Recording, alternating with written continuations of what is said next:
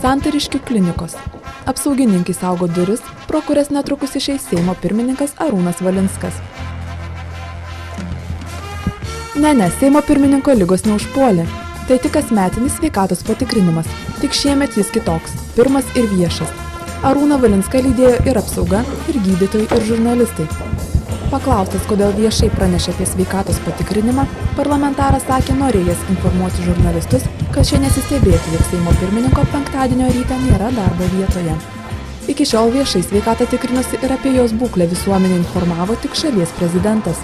Arūnas Valinskas pasiekė pirmą šalies pareigūno pavyzdžių. Kitą savaitę bus paviešinti jo sveikatos patikrinimo rezultatai.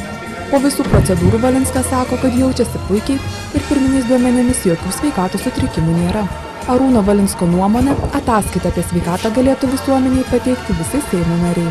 Manau, kad tai nėra nei blogai, nei gera, tai normali praktika, kad galbūt tai pavyzdys iš tiesų, kad žmonės, kurie atstovauja valstybę ir Seimo nariai taip pat galėtų, sakysim, pateikti ataskaitą rinkėjams, ar jie iš tiesų yra sveiki. Tai yra normalu.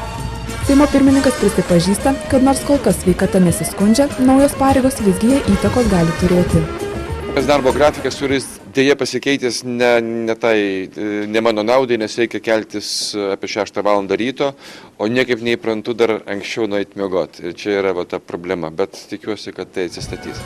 Gydytojas patvirtino, kad kol kas naujasis darbas Arūno Valinsko sveikatai nepakenkė.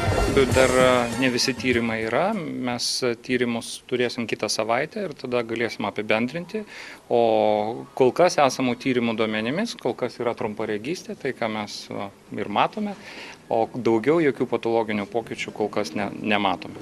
Tokį Arūno Valinsko kibrokštą viešą sveikatos patikrinimą sukritikavo kai kurie Seimo nariai. Esą ir ankstesni Seimo pirmininkai tikrinosi sveikatą ir turėjo nusiskundimų jie. Tačiau niekada apie tai nekalbėjo viešai. Seimo pirmininkas, būdamas iš esmės viešųjų ryšių specialistų ir netgi, pasakysim, liūtų šios srities, jisai iš savo sveikatos patikrinimo daro, kaip mes dabar sakome, PR-inę ir viešųjų ryšių akciją. Ir aš manau, kad tai nėra, apskritai tai nėra solidu.